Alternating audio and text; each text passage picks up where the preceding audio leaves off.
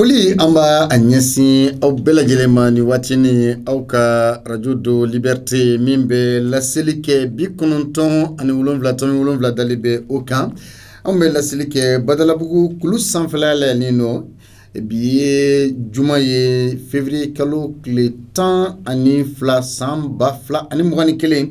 An bɛ foli kɛ jamana bololabaarakɛlaw ni mɔnnikɛlaw, jagokɛlaw, baganmaralaw, sɛnɛkɛlaw ni ka taa fara jamana foroba baarakɛbaw ani kɛnyɛrɛye baarakɛlaw an bɛ aw kelenkelenna bɛɛ lajɛlen fo. Ayiwa an ka bi maa minnu bɛna jɛ ka baara kɛ jaw tali maa min bolo bɛ u la o de ye Ahmed Gassama ye. Nɛgɛw kɛrɛfɛ Mohamed Ɲangadu DJ WhatsApp bisimilali bulon kɔnɔna na. Madina Kuyate min ye baara in bɛɛ lajɛlen k'a lakɔlɔsi masakɛ mɔden masakɛ Alimami Samori Ture PDG an b'a fo. Ayise Ture masakɛ si an bɛ foli kɛ a yɛrɛ fɛnɛ ye. Asu Ture an bɛ ninnu bɛɛ lajɛlen fo télé kɔnɔna na. Réalisateur ɲinɛma kɛ aw yɛrɛ fɛnɛ kɔ aw bɛ fo. O la sa bi i n'a fɔ ladalako la jumadonyaw fɛ Mohamed an bɛ libre antenne de kɛ o ye ka fɔ jɛmukan minnu bɛ kɛ tɛnɛn tarata araba alamisa c'est à dire an bɛ baro sen minnu bila. Ayiwa ni e mɔgɔ min ma se ka don yɔrɔ sɔrɔ o la i bɛ se ka i ka hakilinata di o kan jumadonya fɛ walima i ye fɛn dɔ fɔ a tɔtɔri kɔnɔ an ka baro sen bilalen olu kan nka a t'an bali fɛnɛ ka fɔ jumadonyaw fɛ ko an tɛna ni thème dɔ ye n'o ye sujet d'actualité dɔ ye mɔgɔw bɛ se ka kuma min yɛrɛ fɛnɛ kan. Mana Bamako n'a tɛnkuntugu Mali kɔnɔna ani jamana yɛrɛ kɔ kan alhamdulillah radio Liberté a bɛ lamɛn nin yɔrɔ bɛɛ lajɛlen na n'i ko Bamako kɔnɔna na Bamako tɛnkuntugu la Mali kɔnɔna na ka taa se jamana kɔkanna yɛrɛ la farafinna ni farajɛla Liberté lamɛnlen don o maaw fɛ ka d'a kan an bɛ bɔlɔlɔ sira kan an ka jɛmukanw fɛnɛ u bɛ bila an ka chaîne YouTube sanfɛ i n'a fɔ émission baroni ka taa se émission aw dun ko di notre école an ka kɛnɛ musoya an ka kunnafoniw flashiw ani an ka édition dafalen bɛɛ lajɛlen aw bɛ a sɔrɔ an ka chaîne YouTube sanfɛ a bɛ partager n'an ka page Facebook ye. Bi barosen bɛna jidi fɛn min kan o de filɛ nin ye kalafili minnu bɛna labɛn n'an ko kalafiliw référendum ka taa se législative municipal ani présidentielle o kalafili minnu bɛna labɛn ministre de l'administration territoriale n'o ye marabolow cɛbɔ ministre ye ale ye laseli kɛ k'a yira k'a fɔ ko sefa wari o miliyari 68 ko o de bɛna ta ka don ni kalafili ninnu dafɛ. Ayiwa politikimɔgɔ dɔw kɔni y'a yira k'a fɔ ko wari in ka ca min ye miliyari 68 ye k'a ka ca kalafiliw labɛnni dafɛ dɔw y'a yira fana k'a fɔ ko non ko o yɛrɛ dɔgɔyara dɔw y'a fɔ ko o yɛrɛ bɛ bɛn a ma u ma bɛn kan kelen kan nka siga tɛ a la M5 RFP olu ka kumasentigi n'o ye Choguel Kokala Mayiga ye ale kɔni y'a yira k'a fɔ ko élection ko in kɔni k'ale tɛna na i da don a la ko ka d'a kan ko a tɛ olu concerné k'olu sen tɛ a la ko kuma k'olu tɛna na u da don élection ko kuma in na. Ɲininkali fɔlɔ seni cira komi a bɛ faamuya ten Bamakɔ bamanankan na seni ale bɔra yen seni kan ka nɔnabila ni jumɛn ye aw yɛrɛ fɛ ni seni bɔra yen a kan ka nɔnabila ni jumɛn ye o ye ɲininkali fɔlɔ ye. Ɲininkali filanan kalafili natɔ minnu bɛ yen ayiwa sala M5 RFP ka kumasentigi kɔni yɛrɛ k'a fɔ ko olu ka élection tɛ maa bɛ se ka siga élection in yɛrɛ a kɛli la jɛlenya kɔnɔna na wa sala maa bɛ se ka siga o la wa. Ɲininkali sabanan o de ye k'a fɔ référendum minnu filɛ ka fɔ nin ye est-ce que référendum in bɛna na se ka kɛ ka bɛn ni 2021 kalo 6nan kɔnɔna ye c'est-à-dire le deuxième trimestre du 2021 kalo 3 fɔlɔ mana tɛmɛ kalo 3 filanan bɛna a bɛ fɔ o ma premier trimestre deuxième trimestre kalo saba filanan est-ce que référendum in yɛrɛ bɛna se ka kɛ ka bɛn ni o ye wa c'est-à-dire a bɛna se ka kɛ ka a bɛɛ bɛna se ka kɛ deuxième trimestre in kɔnɔ wa donc nɛgɛjuru sira an b'a bila u ka bila la 66 74 33 48 mesdames et messieurs, merci de nous rester fidèles. Bonsoir, bienvenue à l'émission Audun Kodi en ce jour vendredi 12 février 2021 sur la Radio Liberté. Voici le thème du jour. Près de 68 milliards de francs CFA, c'est le budget nécessaire pour l'organisation des prochaines élections au Mali, selon le ministre de l'Administration territoriale. Une annonce qui intervient quelques jours après la dissolution de la Commission électorale nationale indépendante, CENI. Première question, quelle structure pour remplacer la CENI? Deuxième question, quels sont les enjeux de ces prochaines élections? Troisième question, le référendum pourrait-il avoir lieu au cours du deuxième trimestre de 2021? 66 74 33 48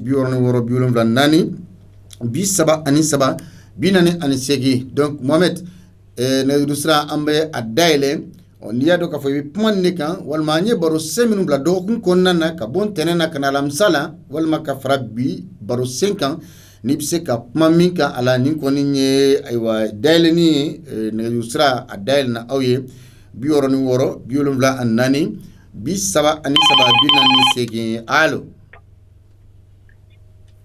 allo Sumo be toni jamu ba wele ka bomi Dauda Monsieur Daouda Traoré, quartier du maire. Daouda Bougou. Daouda, Seni RF est d'abord, c'est pour 1 milliard biworoni segin RF aka chawa aka dogonde élection la benina. Jamana ko la élection la benina amanga cha na be do adosra fe ka kiba fa tumna amanga cha. Mais na teke ganya iba fa ma to la tumna Seni aka abezika di alubute fin jatele mbawe uli fe amai maintenant na be to fe na ka ke organiser ni mo ka dana ba ka na e jabi ni ni be sonen ba ka crédibilité. Je pense que cela n'est pas trop pour une bonne organisation d'une élection. Aywa ere bolo ni Seni jensena ka bono Seni kankan nona bla RF Seni kankan nona bla ni jume cellule d'appui pour les élections ou bien organe unique de organe unique de quand parce que nan na élection appui parce que la soirée de parce que au revenant mo do da bien faut cellule de cas ni be ni avec ni bebe se ka na suroni kono la tinya ni mo sira ka Tamro doit avoir une manière en personne ne la crédibilité, nous nana, au organique qu'on a la nouvelle tchabiniti, qu'un qu'on a la même mot de Segasoma, au cabinet, c'est tapis qu'on fait, naturellement au basier, au caïna, à Kanake fait donc au Frambo Mouski, Camro doit sélectionner sans consulter les autres qui sont des partis politiques. Nous, nous, ni organe menacé beka so asigima parce que so venir que ni mo ma so ama avec la jabi ni o jabi ni sera que fait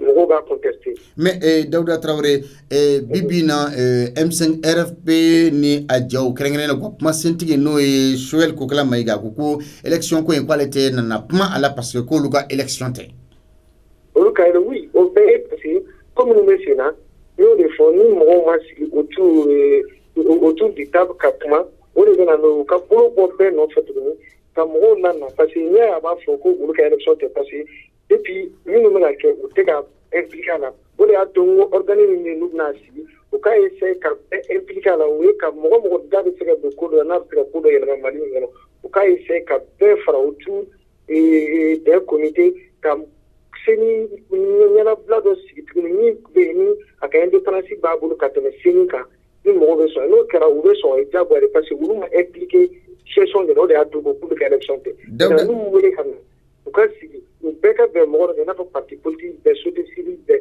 nous sera be mo kan ou te se ka foko ko autour de l'élection ube so e jagwa ni o ka impliquer follow et il y a processus jusqu'à la fin notre obéissance. Daouda Traoré, est-ce que référendum ni est d'aller mal à Kafo abnana se ka ke 2021 deuxième trimestre qu'on en a? Non, parce que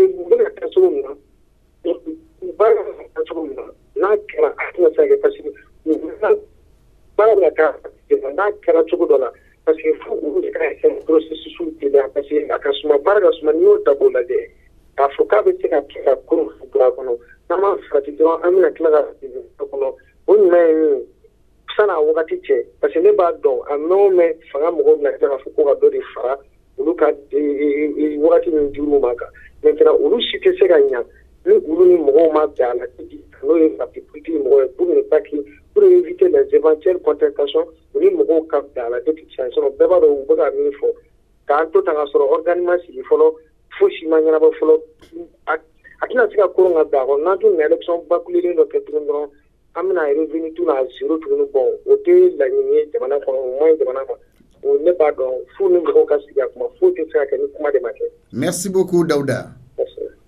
66 74 33 48 biwɔrɔ ni wɔɔrɔ 74 37 ani 3 40 ani 8 aw dun ko di allo. Allo. I tɔgɔ ni jamu i b'an wele ka bɔ min? Ibrahim Jara Kalabankoro. Ibrahim Jara Kalabankoro. Ibrahim sefori miliyari 66 o kɔni laseli kɛra marabolo cɛbɔ minisiri so fɛ ka yira k'a fɔ ko bɛna don kalafiliw labɛnni na référendum législatif présidentiel a municipal e yɛrɛ bolo a ka ca wa a ka dɔgɔn de? Ah bon, a ca n'a dɔgɔya komi élection ko ni an tɛ se ka fɔ yɔrɔ la monsieur Sidibe. D'accord. Organisation minnu b'a ɲɛna olu de bɛ se k'o dɔn wa? Ayiwa monsieur Jara e yɛrɛ fɛ seni kan ka nɔna bila ni kulu wɛrɛ jumɛn de n'a ma ɲɛ k'a fɔ a bɔra yen? N'a ma ɲɛ k'a bɔra yen sisan monsieur Sidibe pour que a ka ɲɛ mankan kana kɛ ne kɔni fɛ k'a essayer ka comité sigi organe unique dɔ bɛɛ bɛ se k'i yɛrɛ min kɔnɔ donc u kana kɛ i n'a fɔ u ka CNT sigira cogo min na mankan yer'o la donc u ka bɛɛ fara ɲɔgɔn kan mɔgɔw k'u hakilina di parce que n'i y'a jateminɛ communication de datugulen bɛ ninnu bolo o de kelen b'u ka problème ye u bɛ fɛnw bɛɛ ka ɲɛsin ka bɛn o kelen ma n'a ma ɲɛ ko IBK bɔra yen IBK bɔra ni ko kelen min ye ko a bɛ ka kɛ yɛrɛ ko ye bon olu fana y'a jateminɛ hali bi o même système kelen de bɛ yen o de bɛ na ni mankan ye quoi hali M5 ka mankan ye a bɛɛ y'o ye quoi donc u bɛ ka communication de datugu mɔgɔw ɲɛ quoi. D'accord, mais mɔgɔ bɛ se ka jɔrɔ ni mun ye élection natɔlaw la mɔgɔ jɔrɔna yɔrɔ bɛ se ka kɛ mun ye ou bien hakilisigi b'a kɔnɔ parce que déjà politique mɔgɔw ni fulancɛ fanga ɲɛmɔgɔ politique mɔgɔ fanba n'u tɛ ka ɲɔgɔn kan fɔ i n'a fɔ n'i ye misali ta Choguel Kokala Mayiga b'a jira k'a fɔ ko élection in tɛ olu ka ko ye mɔgɔ siranɲɛ yɔrɔ dɔ bɛ se ka k'i ye a la wa? Oui, i b'o sisan o siranɲɛ yɔrɔ ko de ye parce que u bɛ ka jira ka sisan hali bi i ka fɔ tɛ u ni ɲɔgɔn cɛ bɛn tɛ yen bon ni bɛn ma kɛ don u bɛna élection fɛn fɛn kɛ sisan u b'a fɔ ko non ko élection trichera donc depuis daminɛ sisan u ka sigi ka fɔ de kɛ quoi monsieur Sidibe. D'accord. U ka communication de kɛ ka mɔgɔw informer yɛrɛ de. D'accord, mais est-ce que e sigilen bɛ n'a ye k'a fɔ ko référendum bɛ se ka kɛ 2021 deuxième trimestre in na wa? Non, a ma nɔgɔn parce que en tant que ni bɛn tɛ sisan a ma nɔgɔn quoi hali ma ye k'u b'a kɛ u bɛna kɛ u yɛrɛ dama ye parce que Mali ko yɛrɛ n'i y'a jateminɛ hali communication journalisme jateminɛ n'u y'a essayer k'u b'a kɛ ni u b'a fɔ ne ko k'i bɛ taa u tɛ sɔn e ka don yɛrɛ u yɛrɛ ka mɔgɔ dɔ ta dɔrɔn k'u ladon ka dabiri journaliste bɛɛ tɛ don bɛɛ mɔgɔ hali ne yɛrɛ ko n bɛ taa u tɛ sɔn i ka don u bɛ carte di mɔgɔ dama n'u ma bɔ faso jɔ dun na o de man ɲi an bɛɛ de kan ka wele fo bɛɛ de ka wele bɛɛ k'i hakilina di donc référendum mais n'a fɔra yɛrɛ mɔgɔ dama de b'a sigi ka kuma kɛ Mali a jɔ man di ten quoi o de kelen bɛ fɛn yɛrɛ erreur ye.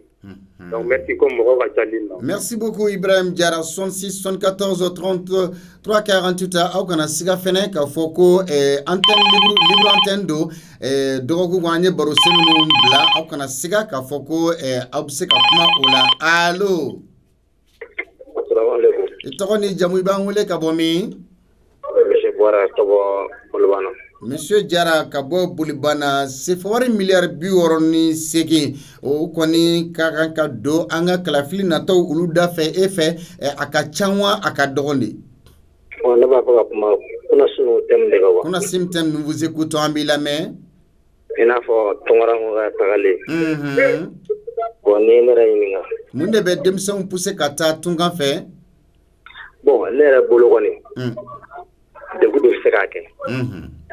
Parce que n'i y'an ka Mali ta k'a jateminɛ i bɛ na hali entreprise minnu bɛ Mali kɔnɔ yan i bɛ se ka don a baara la maybe na ci sara anya binanima maniburu ma konnara sa ti diganye juru sega ke tigale fana wala o de be ngul so ga ci de chama plakata tunga fe kata sa ko wajula plakata sa jajon san fe e bolo fere jumɛn bɛ se ka tigɛ bi Mali autorités ka système de maɲi denmisɛnninw ka baara ko la wa?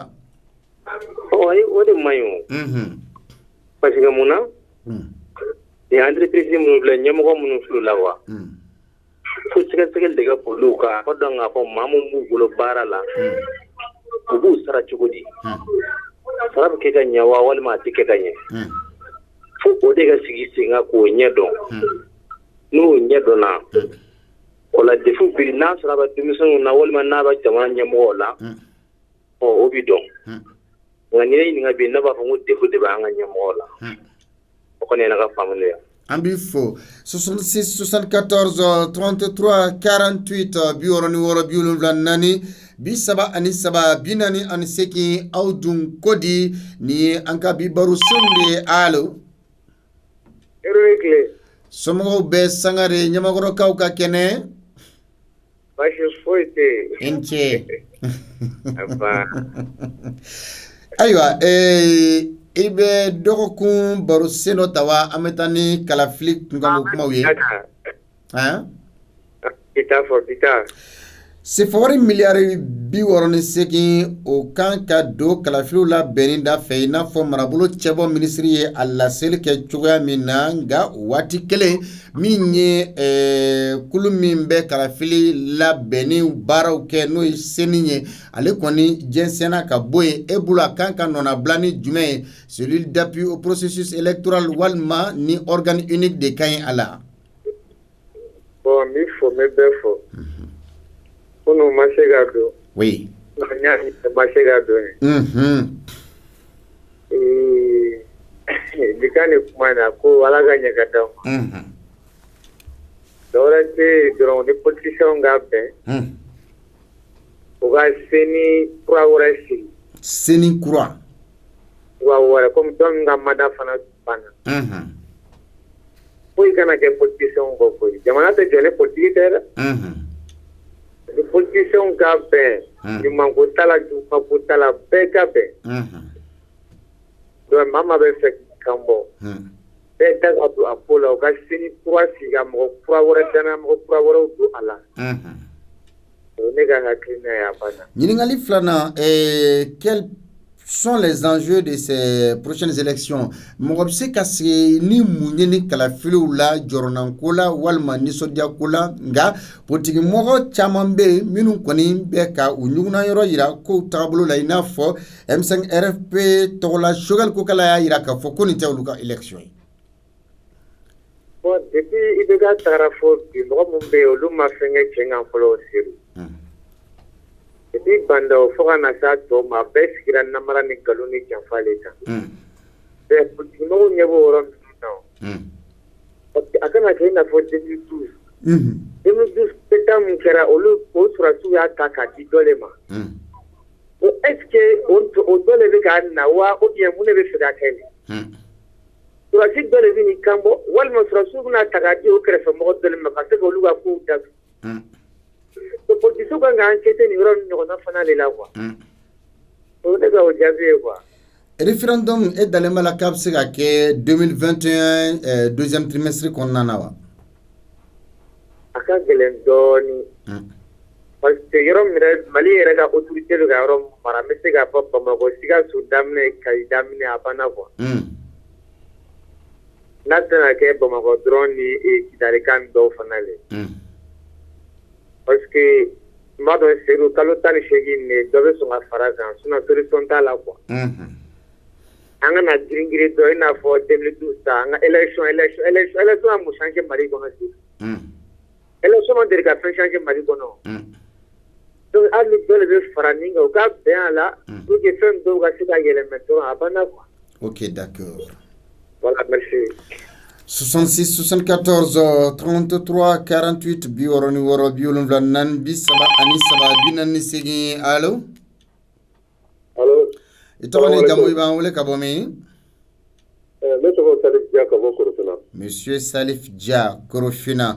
68 milliards bi segin ni wɔɔrɔ o de bina na don kalafili ninnu da fɛ e yɛrɛ bolo a ka ca de wa walima a ka dɔgɔ?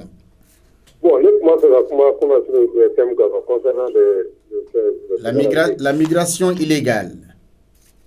Nous vous écoutons, monsieur.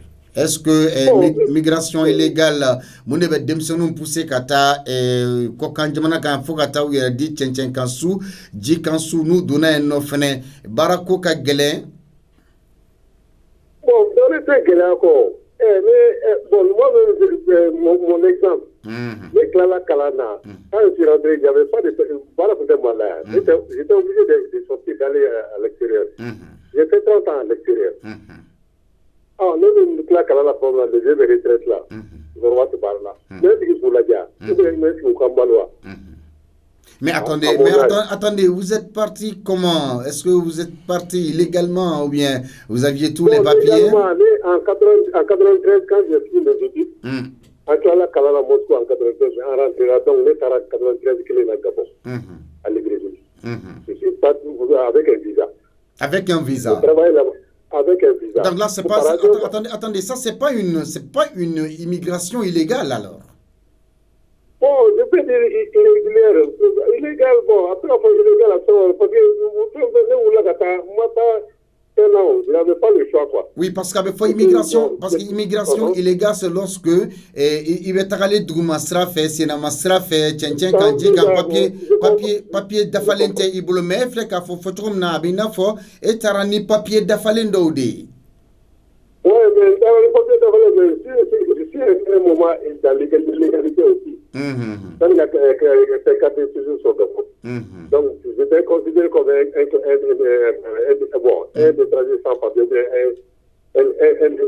sans papier. Un sans-papier, oui, un sans-papier, oui. Voilà, bon, de là-bas, là, quand tu as tous les États-Unis, en attendant faire la première fois, c'était illégal. Mais pourquoi moi? Parce que le pays n'avait rien à montrer. Il faut écouter le travail. Si nous nous allons, bon, actuellement, ils s'en sortent. Mais au départ, ils ont vraiment, nous, c'est des années qui parcouru par-ci, par-là, pas de paracaton, pas de sur là au coucher. Bon, ce n'est pas aussi que ça, quoi. J'aurais fait des moyens de jurisdiction moyenne, quoi. Pendant qu'on court, il y a des gens qui sont là. Voilà, à ce moment-là, les policiers pouvaient venir carrément le beau de fond. C'est nous dans laquelle nous sommes. Donc, on nous l'a dit, des cas, ils parlent, des paracadis. Donc, on dit qu'on est toujours mieux ce soir. Oui. Mais qu'il y a des bateaux pour le bon. Bon, là, pour qu'il y a pour la traite du soir, il est d'échanger, c'est d'abord. Il risque de ça. Donc, on est dit, on là, quoi. Mais, bon, il faut que les Gabonais objectifs de l'idée qui est extrait, les Gabonais objectifs de nous pour attaquer Kalangue et diplôme de Canada. Nous pouvons mettre à Manapou et Kassingana Para. On est quand même c'est poli là. Mais Gabon, tout à fait quand on complète, Gabon va traiter là à sauver que nous. Non. Comme il y a pour comment on le trouve, la béca est paradis. Ok, d'accord, Ambifo, merci beaucoup. Au revoir. 66 74 33 48 biworo ni woro biwolum la nani bisaba ani saba binani sigi allo ba segi kle sumo be togoni jamu ban wele ka bomi ba segi ngairo monsieur Ndiaye l'enfant de Bamako Koura, comment allez-vous? Ba segi jaranye monsieur Ndiaye aywa ambe ibe doku baro seno tawa ubi ambe puma bitain kan bombe kunu debainta ambila me kunu tain problème de sida là parce que cette fois-ci ça va très bien marcher parce que oui, parce que comité de suivi de l'accord d'Alger ou CAS qui era kidal absekat machin yumandi et mawa oui à beau nema parce que nous va faire la vie nous ben kidal donc on kidal ko ben donc ils connaissent la réalité tel que Assimi il a fait plus de 5 ans à Kidal avec terrain donc avec réalité chaman donc pour les hommes politiques la loupe ta clé sur la clé ça va vous consigner pour manque de confiance o ni homme politique ninnu cɛ bon u b'a dɔn ninnu bɛɛ réalité dɔn ninnu b'u ka fɛn bɛɛ dɔn confiance bɛ ka na dɔɔni dɔɔni. Mais monsieur Ndiaye e yɛrɛ fɛ est-ce que an bɛ se k'an sigi ka jaabi dɔ makɔnɔ min bɛ se ka kɛ an la wasa jaabi ye mun bɛ se ka e bɛ se ka i jigi da mun de kan nin réunion in kɔfɛ Kidal. Bon Kidalikaw yɛrɛ bɛɛ étouffélen don. Parce que olu yɛrɛ b'a fɛ nin ko in ka ban sa parce que ko in bɛɛ manque confiance de. Bon confiance bɛ ka na dɔɔni dɔɔni. Bon je crois que olu yɛrɛ b'a fɛ ko in ka ban Kidal bɛɛ tɛ nin ko in problème na o. C'est une minorité o de ye problème c'est en bas mais c'est des gens qui sont soutenus par l'extérieur. Sinon olu yɛrɛ fɛla ko kun tɛ nin ye tuguni quoi. C'est-à-dire qu'u bɛna wari min labila o bɛ $1 million. Bah, c'est vraiment vrai. Ne ma se mais n bɛ yen terrain réalité dɔn dɔɔni quoi. Parce que n ka mɔgɔw tun bɛ yen. Bon olu ye fɛn caman fɔ an y'a ko la quoi. Parce que jiko ma nɔgɔn koyi. Bon vraiment anw bɛɛ Bamakɔ yan an dalen bɛ an bɛɛ Jɛnɛsago ja hali n'a ye ne jɛ sa n bɛ jisuma ta ka min. Mais f'i ka taa yen k'a don a ko bɛ cogo min na quoi. Bon avec l'accord là vraiment avec ça va très bien marcher. O kun hakilinata ye kunun fɛn in kan quoi. D'accord i bɛ se ka kuma bita fɛnɛ kan. Bon bita pratiquement ndɔngoba t'o la kosɛbɛ ten quoi. D'accord merci beaucoup. Merci Bien 66 74 33 48 64 74 binani ani sheki allo. I tɔgɔ ni jamu i b'an wele ka bɔ min? Monsieur Doumbia, s'il vous plaît, il sait que téléphone guéri là. Qui m'a quand corota. Eh ben, radio dobi qui refait donc avec bara geleb c'est ka fagana ma ke bashi. D'accord. Voilà. Il veut donc baro seno tawambe tagani bitain de élection la beni. Ayiwa sefa wari miliyari 68 o kan ka don kalafili natɔw olu dafɛ e yɛrɛ fɛ a ka ca wa a ka dɔgɔn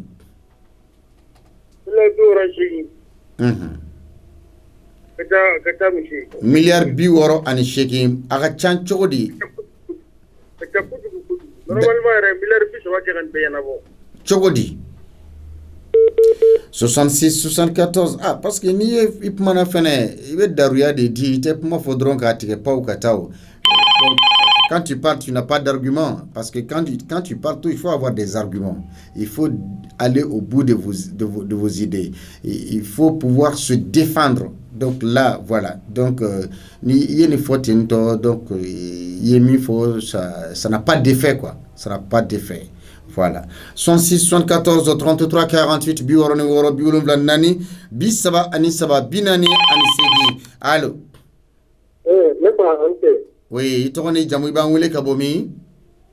Amadu Konate Kalabankɔrɔ plateau. Libre antenne do i bɛ dɔgɔkun baro sen dɔ ta wa an bɛ taga ni élection kunkanko kibaruyaw de bi baro sen ye.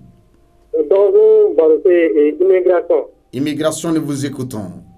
Voilà. Bon, immigration ko ye mi fɔ a la o don na. Mun de b'a to denmisɛnninw bɛ taa ka u yɛrɛ ni di cɛncɛn kan kɔgɔji sanfɛ duguma sira fɛ ka sɔrɔ sɛbɛnfura tɛ u bolo n'u donna Europe fɛnɛ i b'a ye k'a fɔ baarako ka gɛlɛn u ma. Bon min b'o kɛ min b'a to u bɛ taga fɔlɔ. O ye système i n'a fɔ colonisateur français système min instauré an fɛ yan ko k'an ka baarakɛyɔrɔw bila privatiser o système o de nana k'an ka baarakɛyɔrɔw bɛɛ privatiser i n'a fɔ ko instrument structurel voilà bon ne ka faamuya la o système instauré la an fɛ yan o b'a to an fɛn fɛn ye denmisɛnnin ye an si tɛ se ka baara sɔrɔ ka baara kɛ k'an yɛrɛ nafa k'an somɔgɔw nafa. Bon n'o o kɛra sisan an b'a ɲini cogoya bɛɛ la k'an ka dɔ ɲini ka o kɛ bon o nɔ kan an bɛ obligé ka taa olu fɛ yen fana o tagali nɔ kan fana u fana tɛ fɛ an ka taga ni sira jɛlen ye fana u bɛ fɛ an ka taga duguma sira fɛ fana tuguni o duguma sira tagali fana o b'a yira k'a fɔ k'u bɛ tugu ko kɛlɛ n'o tɛ ni a ka di an ka taa u fɛ yen u ka papier labila bɛɛ ka se ka papier ta ka taa n'i taara n'i ma ɲɛ sɔrɔ i kan i bɛ se ka segin ka na i ka segin ka na n'u yɛrɛ ye. Mais est-ce que e yɛrɛ fɛ gouvernement ka système de man ɲi denmisɛnninw ka baarako la wa? Bon ne ka faamuyali la système tɛ gouvernement yɛrɛ bolo pour que denmisɛnninw ka se ka baara sɔrɔ. Parce que système bɛ i ma ye n ko o ye système kɛ pour que usine kana dayɛlɛ baarayɔrɔ kana dayɛlɛ an kana se ka foyi k'an yɛrɛ ye. O y'olu ka laɲini i n'a fɔ Faransi yɛrɛ politikimɔgɔ dɔ bɛ yen ko n ɲinɛna a tɔgɔ kɔ j'ai oublié son nom ale y'a fɔ u ɲɛna ko u bɛ ka wuli ka na bi farafin jamanaw kan ka kɛlɛjuguw wuli an fɛ yan ko tant que n'u m'o dabila. Vous parlez de Mélenchon, Jean-Luc Mélenchon. Oui. A y'o min fɔ ko tant que ma bin an dabila jamanaw kan immigration tɛ se ka dabila cogoya si la fana.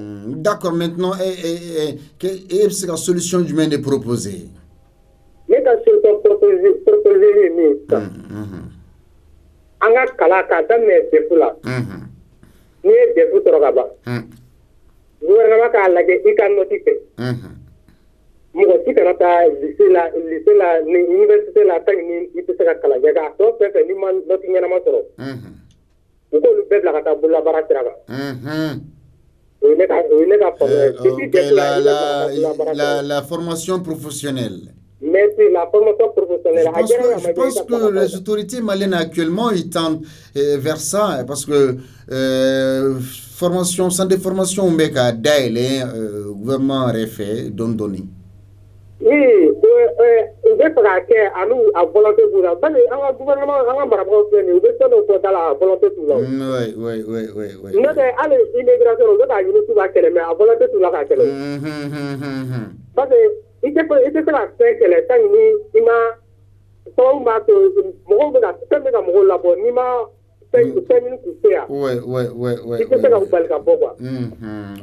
Ani mɔgɔ fana bɛ taa immigration na. Réseau dɔ bɛ yen gouvernement b'a réseau kalama mun na u t'a réseau lajɔ. Gouvernement b'a kalama kɛ. Bien sûr service renseignement bɛ yen o ko ninnu kama. Réseau ninnu. Réseau ninnu service yali service renseignement pour que ka se ka o ko ninnu balo. Ouais. Et puis u b'a kɛ avec la complicité de certaines autorités. Voilà o de kosɔn a ko ninnu a tɛ se ka dabila quoi parce que ne kɔni ka faamuya la depuis des DEF. Ok, merci beaucoup. 66 74 33 48 biwɔɔrɔ ni wɔɔrɔ 70 ani 4 30 ni 3 40 ani 8. Allo. Musa Mayiga baasi t'i la? Non, baasi foyi tɛ yan. An bɛ dɔgɔkun baro sen dɔ ta wa an bɛ kuma bi ta in kan? Kidali ta nin an ka taa yen. Pardon? Kidali ta nin an ka taa yen. Ayiwa non ɲɛma adamaden kuma fɛn da i bɛ dɔɔni kalama mun la. D'accord. I bɛ fɛn kalama fɛn mun la a to yen. D'accord. Comité de suivi de l'accord d'Alger ou ka réunion ka kɛ Kidal ka suganti ka réunion kɛ a bɛ se ka hakilila tigɛ walima hakilina jumɛn de d'i ma? Ɲɛma Kidal ta ni réunion kɛra Kidal a bɛ hakili wuli yɛrɛ de di ɲɛma. Parce que hakili sigi di ɲɛma a tada. Minnu taara k'i ka fɔra o ma fɛn fɔ ne bɛ se mun faamu o t'a to. O nana fana ma foyi min n'a ma se ko drapeau ya drapeau ye Kidal. Mɔgɔ kana ɲinɛ dɛ. An ka drapeau waati dɔ a kun bɛ Kidal o. Wɛrɛ dɔ kun bɛ Kidal waati min na jɔnda kun bɛ fanga la yan a kun bɛ wuli ka radio sɔrɔ yan a bɛ kuma. Kɔfɛ o drapeau bɛɛ tilala ka wuli ka bɔ yen ka gouvernement yɛrɛ gɛn ka bɔ yen. A kɛra o n'i y'a ye a kɛra lanbara de kɔnɔ a kɛra ŋanimu de kɔnɔ a kɛra danaya de a ma kɛ danaya de kɔnɔ o de y'a to a kɛra. Mais e yɛrɛ fɛ nin réunion kɔfɛ mɔgɔ bɛ se ka jigiya dɔ sɔrɔ i b'i sigi ni mun ye? Ɲɛma ne tɛ jigiya foyi ne ma jigiya foyi ye ne la n bɛ sigi ni mun ye o dan ye don dɔ ni drapeau kelen olu sera ka jigin. Donc a bɛ i n'a fɔ ni mɔgɔ min i ma talon fɛn na i ma bin fɛn kan i ni fɛn ma wuli quoi? Non, an y'olu fɛn wuli ni fɛn tɛ wuli o. parce que ñebe mo fi ha ñema andi ñogondo malion wo ñogondo ko ko subu do be na di ke mo gon tar wulde be kala jew mo gon be fi ko yoro lo wulde be kala jew est ce karfani de est ce aka fi ko na tara ka be ga senwa kuma de yan kana mana da dire an yada ni jamana ni na fi ko yana mamma ke mo gon yana mamma ta fi ko da danya be mo gon mun kan jamana de yore parce que dugu pele dugu ibita suru dugu ko no san o be region ko no san ibita region de kida region de mo go de be mun danya buka jamana de ka danya buka ni be sigi ko yorla mo go hatili be sigi ne anya de mo go mun la de ne ma ne ta de sura parce que ni bila ni be kamari soro yar de nodo ko di donc ne ko ni kera ni tele na ko ta de ne ka ko di wallahi. D'accord. Merci beaucoup. 66 74 33 48 biwara ni wara biwara nani bisabani sababina ni segi allo. Wa allo Basiru. Sumo be. Ibrahim Dara garantigi bugula. Musokoroba du demaya ka kene. Be wala baso itula. Ibe dogo baro seno tawa ibe ma bi kala flik kuma de kan. Wai be kuma dogo baro seno kaina. Wala sala. Pardon? Ambalma munu beta tunala. Immigration illégale kata tunga fe kasoro seben fura jonjon ti bolo ni bita duguma sira fe munde bu pousser kata. Baseru. Be mogo pousser kata. Suguya samado. A suguya folo. Donc isugolu la ku kata tunga fe kata barake. A suguya flana. Olu ba ye tele la ambiance munu be ke farantini dugu tɔw la olu be no fe kata a suguya sabana olu tɛ taa ko baara tɛ yan dɛ olu be bɔ yan de ko misaliya bolo ma manebura bɔ ka kare la ni k'u b'a kɛ u b'a fɔ non k'o be dɔsɔ la u tɛ sɔn u be sɔrɔ ka taa faransi na u be tila ka to maneburuya kelen kɛ yen kana sɔrɔ sumalata in bɛ ka kɔlɔlɔ min se Mali yɛrɛ ma a n'an ka société kɔnɔna na a ka ca fo k'a dan tɛmɛ o don an ka barosen in kɔnɔna na an balimakɛ bɔra k'a fɔ Kayita fɔ cogoya min olu ka laada don u bɛ taa ten tiɲɛ don a bɛ taa nka a kɛ bɛ ka cili min yɛrɛ kɛ olu yɛrɛ ka société kɔnɔna na a tɛ fansi ka d'a kan a kuma lasera anw yɛrɛ ma Abdoulaye Koita bɛ n'a k'a sigi k'a fɔ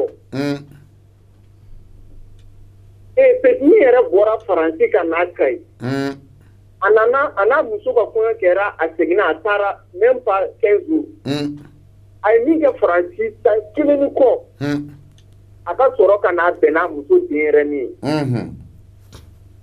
a ye ɲininkali kɛ ko cogo di nin den sɔrɔla nin t'ale ta ye a fakɛ ko a ma ko karisa jamu kɛra jamu ye ko wa a kɛra cɛ ye ko kuma banna ale de ma sɔn a filɛ nin ka weleli kɛ k'a fɔ a bɛna mɔgɔ ɲininka ko sɔgɔbɛ fa dimina fa ko k'a k'a ba ɲininka k'ale fana bɔra Paris ka na sɔrɔ a ba bolo a fitinin ma. Ayiwa kuma gɛlɛya. Baseru kuma ciya.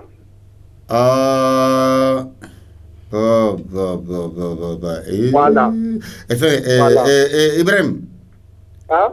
An ka briefing biro ni yɔrɔnin kan nin kuma in ka girin kojugu. Baseru an ka société falen don ni min bi yɔrɔ in na a ka ca dan t'a la. An ka briefing biro ni yɔrɔ kan sisan Mali gouvernement ka politique de maɲi wa denmisɛnninw ka baarako la c'est-à-dire fɛɛrɛ minnu bɛ tigɛ o fɛ fɛɛrɛ in de maɲi wa. Voilà ne kɔni ka hakilina la sisan. Nin yɔrɔ bɛɛ tɛ Mali gouvernement ta ye belebeleba b'anw yɛrɛw la a n'an ka laada ninnu an ka ko b'u la yɛrɛ de an ka sabali. Laada minnu ka ɲi an k'olu ta minnu man ɲi an k'olu bila. An ka baara kɛ yan nɔ i n'a fɔ sisan gouvernement yɛrɛ bɛ ka baaraba de kɛ i n'a fɔ n balimakɛ bɔra k'a fɔ cogo min sisan mɔgɔ bɛ degun sɔrɔ dɔrɔn i bɛ taa sɔrɔ baarakɛyɔrɔ dɔw bɛ yen soudainikɛyɔrɔ ou bien musow ta centre de formation professionnelle ouais. Imaya, Olu Chama bien, no, I'm saying that Usra Nunta, Okasani, Dumasra Nuni, Stracha, where we are, ala quantity. Amina. Okay, before. Merci Ibrahim Dara. 106 74 33 48 biworo ni woro biwolo la nan bi saba anis saba binani anis segi allo 106 74 33 48 biworo ni woro biwolo la nani bi saba ni saba binani segi awdun kodi allo Assalamu alaikum. Ibe ka radio faga ibe wuleli ke chien wore 106 74 33 48 biworo ni woro biwolo la nan bi saba ni saba binani segi allo Itogoni jamu ban wele ka bomi s'il vous plaît radio do bi kerefe bi se ka faga itogoni jamu ban wele ka bomi Monsieur Foussine Bagayoko para jikoroni ibe doko baro seno tawa ibe bitainta ibe ka bitain de la main d'accord c'est fawar milliard bi seki pardon c'est fawar milliard bi woro ani seki o koni debina donc la flou olu musaka udafe référendum législative municipale ani présidentielle akachawa akadogoni Itseka pumano d'accord seni kanga nona blani kulu juma wore Ali sera kuma ni misa ile chambara kuma sikama Oui 66 74 33 48 ibeto barusim blalene konnana ite doka pumata kafo kube sisi oka allo benge benike abena fo téléphone ma bolendo la kosobede ça va bien Oui voilà maintenant c'est bon et tawani jamu bangule kabomi ne ta pule mo ko magara ko bay Bogar Traoré doa non Salif Sidibé monsieur Sidibé oui il faut manaka do jamu gangono de oui mala me mu deje téléphone soro aywa ok mais Ibrahim Darafo akoko ka foli fi merci beaucoup idore 66 74 33 48 biworo ni woro biwolum la nani bi saba ani saba binani segi allo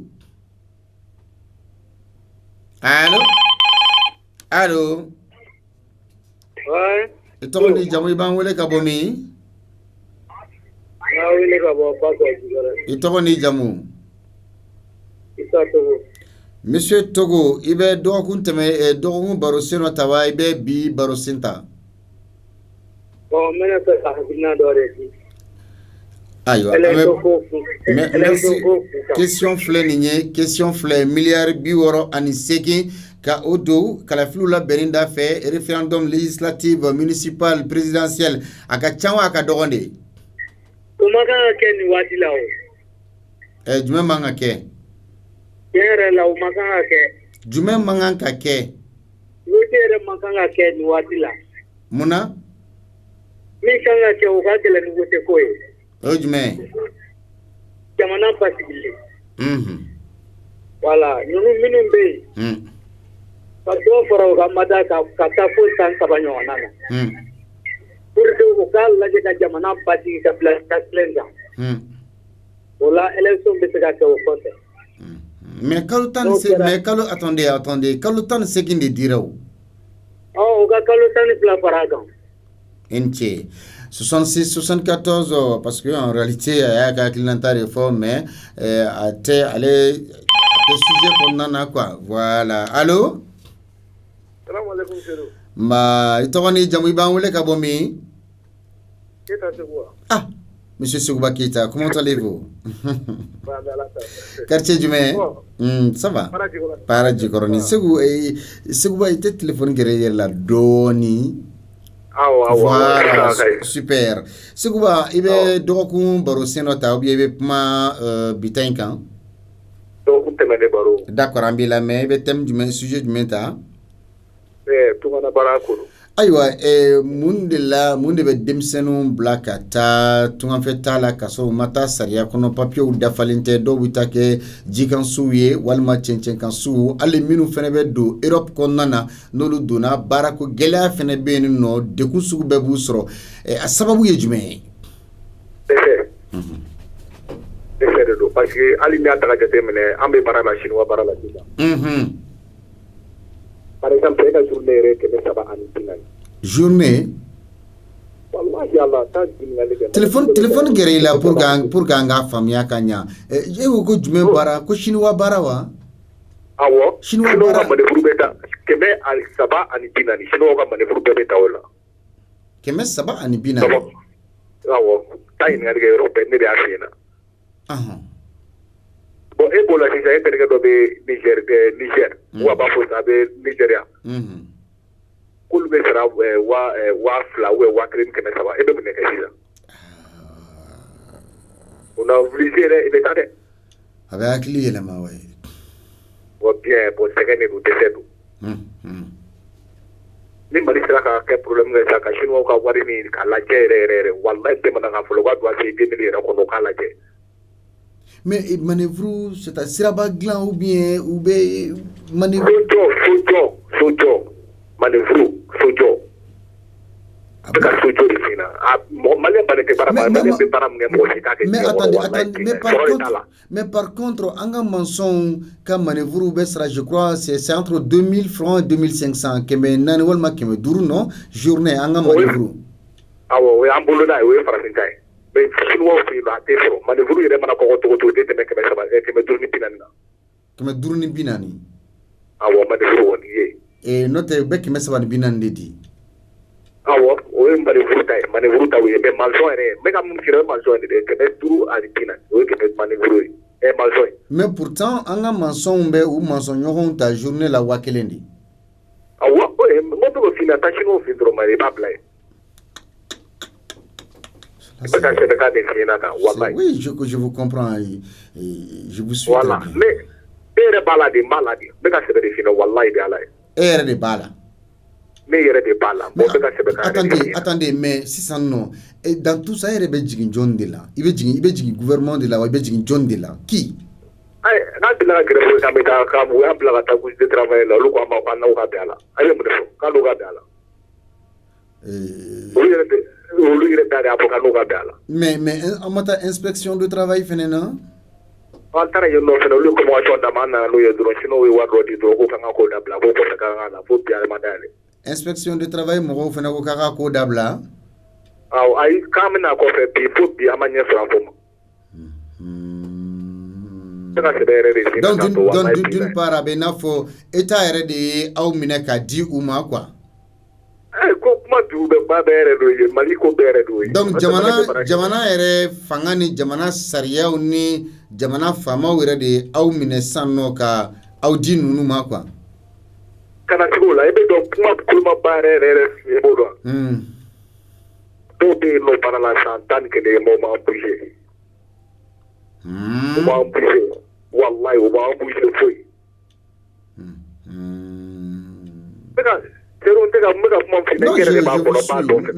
Miki lameo nkelenti ki lameo mogo bayirika de bi lameo san way wala bo do asi ko ne ga ngali ga do manevru be ta ke be saba an binani Europe manevru ma chino fi mais sans no ebolo solution du même c'est ka soro la wala sur ne solution don ko na ble wala na ma ke fene ko ngo ba fa e bi ya shati so ta ka bola ka kla ka kla fra so bola dra ka so be bola ke be dema so dema ga wa dema to do be ke to di e be joldo ke mesan binan na e be joldo essence la ide se ke bela ta ke wararo e kla fana ni dra ka e be joldo la e kla fana so ma biture dra ka so ma biture joldo bitu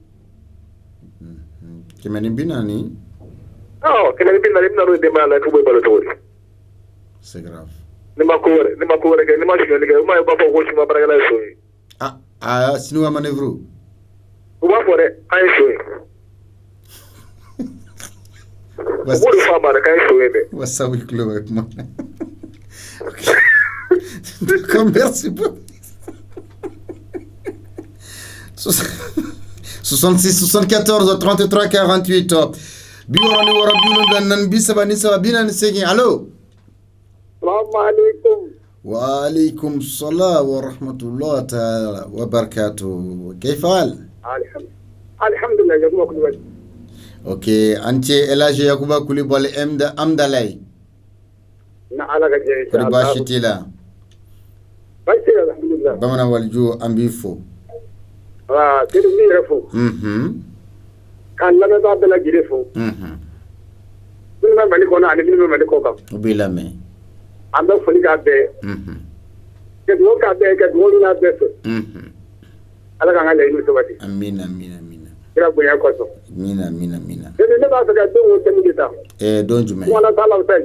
to Wala tala utai. d'accord aywa elage yakuba kulubali erefe munde be demson blakata tungana fe uta sira jelen kan seven fura jelen te ubolo ubita ke cencen kan suye ka ke ji kan suye minnu fene be bo ibita soro hakem be bo ute don Europe minnu be don fene barako bita kata geleya olu fene ma a sababu ye jume Kedi ga nyel jala ko sebe. Ko mana ngonda lela ko ni tare sa be ko here di tedi go. oche Gela mi manga tem se nga odi ba ubla ka ta tuma fe. Ni ala je anga lomu gardu ka sarai dili. Mimi wata goro ka do mimi wata mi flyer chamadi.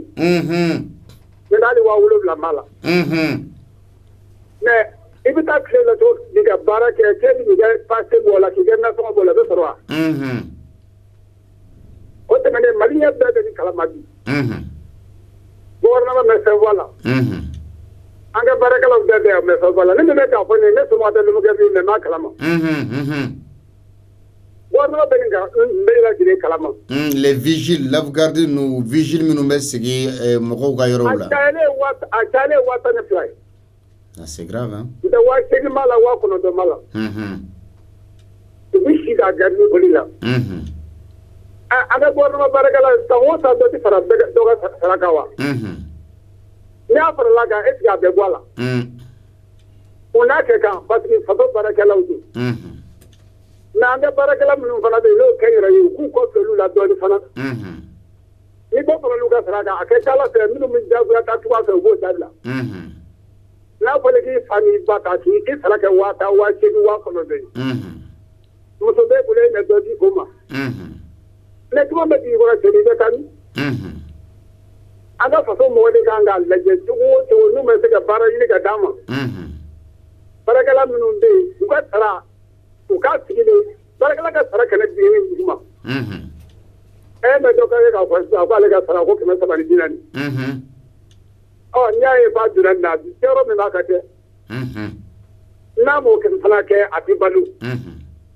Ne ne re nga de banga faso de ka no fu. Ma ko tomo pe ko ma bala jigma bala. De mania be bara gere.